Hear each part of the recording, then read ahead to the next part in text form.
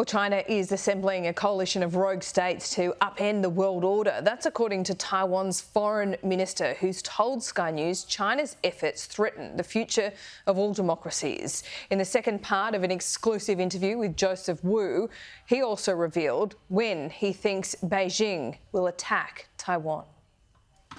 Minutes before our interview, news broke 38 Chinese military planes were detected near Taiwan over a 24-hour period. Days earlier, China wrapped a week of intensive, large-scale drills around Taiwan, simulating an invasion. It's part of a relentless pressure campaign and further raises fears over what may come next.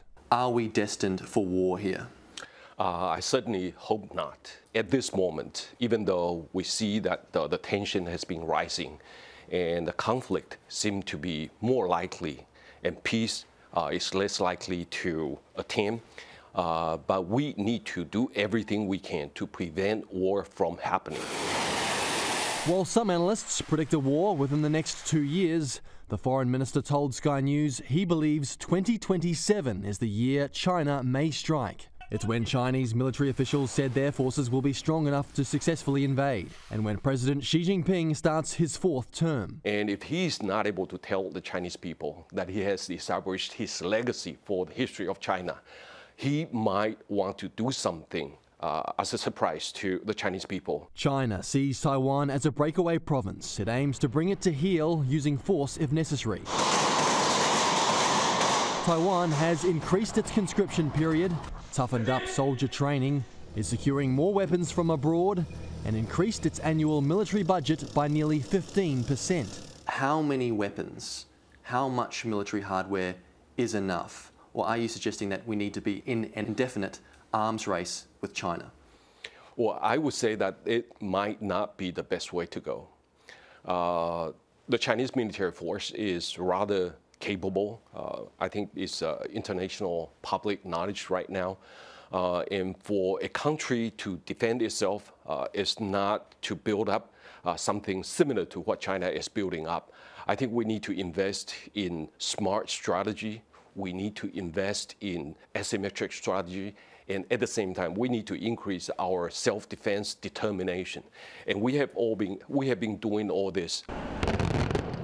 A similar build-up is taking place in Japan, South Korea, and of course Australia, as China builds a bloc of nations willing to support its agenda. We're concerned that more and more leftist countries or some rogue states that are aligned with China, and they present to the international community a new problem. What China and Russia together represent something else. They want to destroy the rules-based international order. If threats turn into attacks, Taiwan will need allies to assist in its fight with an overwhelmingly more powerful foe. The United States has committed tens of billions of dollars in weapons and other military support to Taipei, and President Biden has said US troops would join a war over Taiwan, but the White House walked back those comments, keeping in line with its official strategic ambiguity policy, while the French president recently suggested others aren't certain to join a war over Taiwan. Who do you think will actually fight alongside Taiwan if push comes to shove? What assurances do you have?